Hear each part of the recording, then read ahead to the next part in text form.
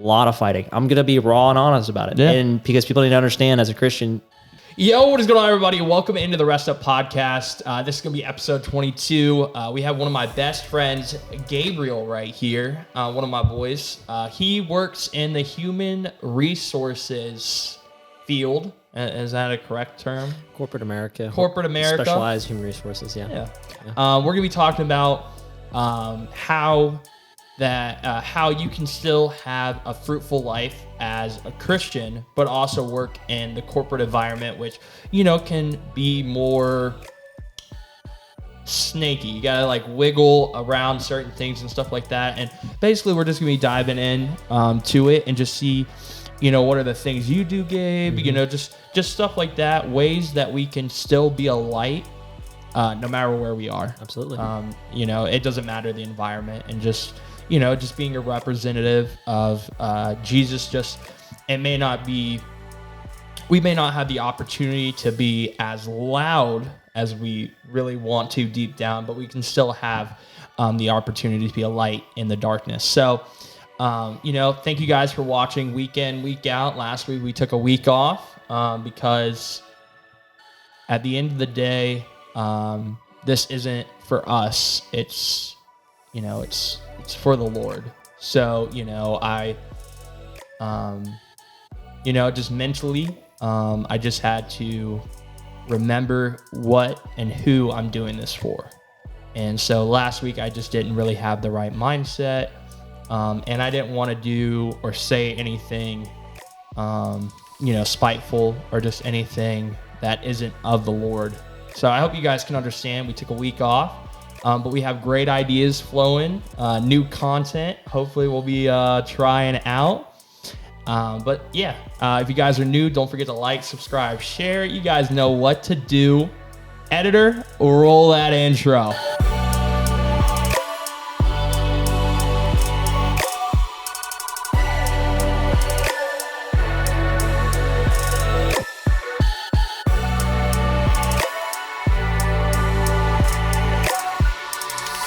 But yeah, no, Gabe, honestly, just thank you for being here. Thank you for being a part. And also thank you for being a supporter, bro. I appreciate it. You've been a fan for a minute, so we appreciate it to get you on here. Of course. It's Gabe's first time in front of a camera with the lights and all this stuff. So, if there's times that he stutters, go easy on him, okay? Especially you, TikTokers, go easy. All right?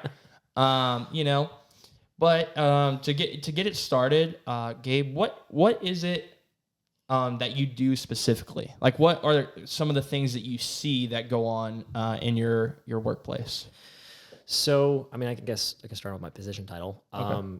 I'm an HR generalist, so typically that's kind of like a mid-level role in the HR corporate, America field type thing. Like, when did you feel a calling to be in that kind of position? Back when I was probably 13, 14, when I was young, I was in a program for about 7-8 years called Civil Air Patrol. I learned a lot in that program. Meow. Oh, boy. But it was a very great program. I joined when I was 12, almost 13. I learned a lot of leadership skills, time management. I grew up very quick because of that program. Because I'm only 21, almost 22. I joined HR when I was 19 years old. Wow. That's very unheard of. I'm still the youngest person in our HR team, and there's about 115 or so of us, I believe, right now, and that's between your normal talent acquisition, benefits, etc. But I always knew I wanted to help people, but I wasn't sure what facet. I thought about joining the military, maybe being in special forces. That's not helping people in the way I thought, and also, unfortunately, I have a medical condition that prohibits me from enlisting in the military. When I was 17 years old, I decided, I think I could help people by being a clinician and being an RN, working in the healthcare field. And I looked into degrees locally. There's a local college in our area, and I was trying to figure out the best avenue and also cheapest, because unfortunately my parents make good money, but of course it's not enough to pay for my entire college degree. So I've got to figure out how to handle it on my own. And I was already at that point where I knew I was kind of doing things my own. I was taking a lot of, initiative at 17 years old. So I started taking pre-courses. I very quickly learned that I'm not really good at math. Okay. at all. And I fine. knew that I would have struggled. So I was at a crossroads for, I'd say, about a year. Like, didn't really know where I wanted to go. I thought about working on cars because it's with my hands, but it's like, I'm not interacting with people. I remember those days. Did not feel happy. I was a lube tech for 7 months in between jobs, trying to figure out what I want to do. I thought about just going into business leadership, but okay, you got to choose a specialization. You can't just say, oh, I want to work in business. Yeah. You got to choose a specialization like HR, finance, accounting. Obviously not finance or accounting, not really IT either, because that still takes some math.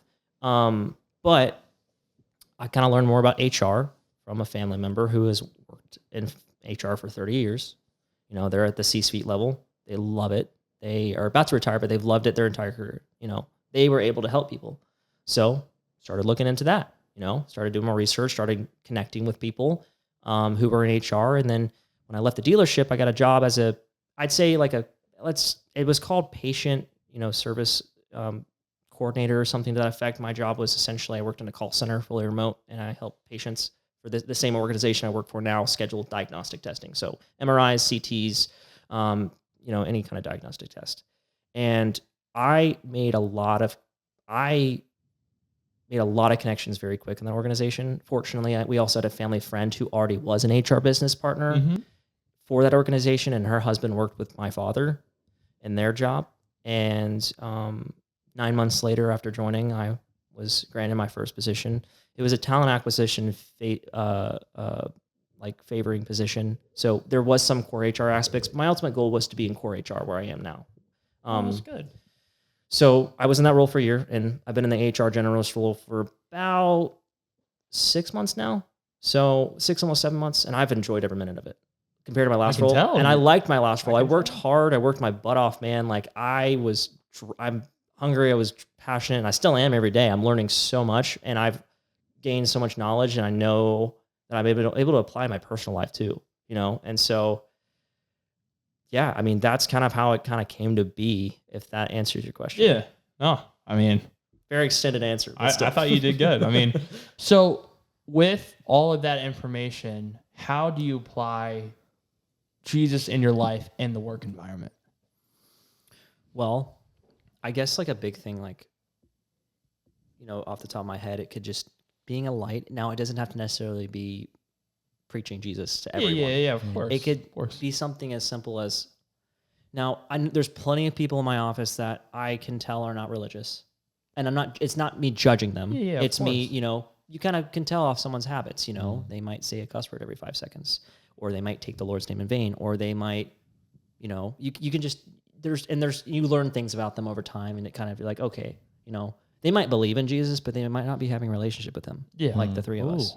Okay. So, I'm very careful. I don't want to be overbearing because, it can get you in trouble because, religion, you're not supposed to discriminate religion, but you also, it's kind of like politics at the same time. You don't want to be overbearing about something. Be professional at work. If someone doesn't want to talk about something, it can be seen as harassment. If I say I want to preach to someone and I can just continue preaching, it can be seen as harassment if someone doesn't want to talk about that. And so, and I've never seen a situation like that, but from my knowledge, it can be seen like that. So I'm very careful just because I want to make sure I, don't upset someone. Someone might, be of a different denomination, and I could say something about Jesus that I believe in or something about the Bible I believe in, and they don't believe in it, and it makes them upset. And, I could have totally been coming, and maybe I didn't know, right? So there are people, like there's one person in my office who I'm kind of friends with outside of work. He's a Christian, he goes to a non-denominational church locally as well, and we talk about Jesus all the time. It could be at work. It could be, we could get lunch, in the middle of work. We have our phone, we get each other's phone numbers, we text. And he's a great guy. So I'm looking for. Would you say it's more like actions less than words, the kind of job? Like, what do you mean by that? Can you rephrase that? Yeah. So would you say it's more like what you do with like your actions more than just like speaking to them like face to face? Like, hey, I'll read you a Bible verse, and after that, you should know the gospel, and you should want. It'll be actions and what you say, but what you say necessarily doesn't have to be like, oh, Matthew 6:3, right? It doesn't have to be. I mean, that's typically how I approach it. I just try to be a light because you don't necessarily have to preach the gospel to be a light. Like I said, giving really back to people, you know, God commands us to. And you may not be reading directly from the word, but at least I feel like, and I could probably learn more about how to continue to do that better, you know, because we're not all perfect. Yeah. You know, how to give back without being overbearing, you know, because we want people to feel the love of Jesus, but we're not supposed to be overbearing. You know, we're supposed to, God is love. And there's unfortunately a lot of Christians in today's society that give Christianity a bad light because of the way they, you know, maybe profess the faith or say, oh, you're going to hell because you committed adultery. Yeah. Yeah. No. Yeah. That's not true. You will, if you truly change your heart and turn and walk with Jesus, you will be, you can be saved. You'll be saved. And we don't deserve that at all. At all. So I try to do the best I can without being overbearing, you know? So. How long are your work hours? It depends on salary. So Okay. I don't clock in and out. I typically, a normal day is probably 8 to 5. Okay. If I want to shorten the day out and I get 5 a lot hours done. or 8 hours or 8 to 5 is in the 8 time. 8 a.m. to 5 p.m. Okay. So about Okay. 8 9 I was hours. like, 8, Sometimes it could be 5? 6. It could be a lot going on, and I'm like, well, I really want to catch up. So tomorrow's light. You know, we live in the Florida area, the Central Florida area, so maybe I might want to go to Disney. You know, and it's 4:00. Get out of here, kid. I'm just kidding. You know, because me and my wife have pass holders. So, you know, hey, it's 4:00. I'll make sure I'm done and we can leave by 4:30 and spend a few hours at the park, you know, date night. Right. So I love being salary though, because I have the flexibility to step away and do what I need to do. I don't have to use PTO to go to a doctor's appointment between 12 and 2. Right. So that is kind of what the work hours look like. It varies from day to day though. Like today I probably worked about 9 hours. So. Do you feel like that is the Lord's calling for you? Right at this current moment, yes. But I know that the Lord is always moving in mysterious ways, and so that could change in 10 years. And I'm here for it, and I'm here to serve him. Amen. Such a good answer. Such a good HR answer. No, it's really good, Gabe. That's fire. Is there any other things, like directions, that through these experiences, the Lord has been maybe directing you in another path lately? And you've been like worried about it? Not that I really felt, I mean, I kind of went through a situation last year, and it's not that I was being diverted to a different specialty in business or in the corporate America field, but like when I was in that last position for a year, like I said, I was very passionate, very hungry, but I learned a lot in that role, but there was a point probably 4 months in where it was just stagnant. I felt like I was being very unproductive. There'd be a lot of days where I was just kind of sitting there and twiddling my thumbs because there was nothing to do. And I questioned my role. And so I wrestled with the thought of potentially leaving, you know, that organization. And, you know, I looked at internships because I don't have a whole lot of HR experience. So it's hard to get hired right now because I'm still working on my bachelor's degree. I've got my associates, but typically like an HR generalist at every other organization is hired with a bachelor's degree, maybe 2-3 years of experience, because you would start out as an HR coordinator, or you could start out in a lower level, like recruiter, assistant, and talent acquisition. Yeah. Maybe staffing. A lot of people from staffing can be hired at HR because it's very similar work. It just depends. But so really what I qualified for when I got interviews and offers for were like internships or leadership development programs specialized in HR. And I had 2 offers. I applied for other full-time positions. And typically I think I got 1 interview, and then they were like, we're not going to pass, kind of thing, which was confusing because they said, you're a great candidate, you know, and that unfortunately happens. I see a lot of people, it doesn't matter what the field is, but I've seen a lot of people going through that right now because the job market is really crazy. It's just kind of insane. But I wrestled with that fact, and, you know, I had to go through a decision-making process, which funny enough, I'm learning in a class, right? I learned in a class last semester as I was going through it. You know, am I going to stay, try to continue to be patient, or am I going to try to go to these internships or LDPs? But the problem with that is those are about 8-10 months. There is a possibility I could be hired full-time with this organization in an HR role, but there's no guarantee. Yeah. So there was that, you know, fear of we lose half our income. can't survive without the other half of our income because, you know, we're not made of money. You know, we're just starting out. You know, newlyweds. You know, we were 6 months into marriage, still figuring things out, right? Or I could just totally leave, which was never really an option. But of course, it's an option, but an option. It's not and an alternative is what I would like to say. So I prayed long, hard about it, you know, and this was back in July. Yeah, July. That was that month I was kind of going through it. And at the end of the month, I was just like, I'm going to stay. I felt like the Lord told me, be patient. Something's coming, you know? And August rolls around. We have like a big meeting, quarterly meeting every quarter with our HR teams together, you know, kind of talking about what's going on in the background and, you know, what's new or what's to come kind of thing. And then, you know, some activities and stuff. And it's fun. It's fun. It's a lot of engagement with, you know, and collaboration with the teams and just kind of seeing everyone, because you don't see them that often if they work in benefits. Right after that, I got home and I saw an email from one of our vice presidents that, hey, there's an HR generalist position opened up on our team. I applied for that so quick. I had a resume ready to go because I was already applying to other positions. I was already applying because it wasn't that I don't like that organization. I love that organization. I have nothing but great things to say about the organization I work for. I see myself being there potentially, depending on how life goes. You never know. You know, my wife might retiring there, right? Retiring through them. Yeah, retiring through them. That's I'd crazy. love to be. I don't want to be like a C-suite. I'd love to be like a vice president one day. And I think that's totally attainable if I continue on the path I'm going. I'd vote for you. Thank you. I don't think it's that kind of vice president. No, I'm just kidding. So I applied. It was about a month-long process because there's a lot of other things going on in the background. We were restructuring some things with our department and HR and around the organization. And so, you know, a lot of things going on, but I interviewed, and then I got interviewed by our VP, one of our VPs, who was actually a very close mentor of mine and who originally hired me into HR. A week later, I got a call. I was at a hiring event because I still worked. I was working in TA. You got to help out hiring events every now and then, you know, because we have so many candidates. I got a call from the VP, that person I was talking about, and the director who's below her, who's above my boss because I report to a manager. They called me on Teams. They messaged me on Teams on my phone. I was like, yeah, I got a second, you know, and they called me on Teams, and I turned my camera on, and they're like, hey, Gabe, so we'd love to offer you the HR journalist position. And I started bawling.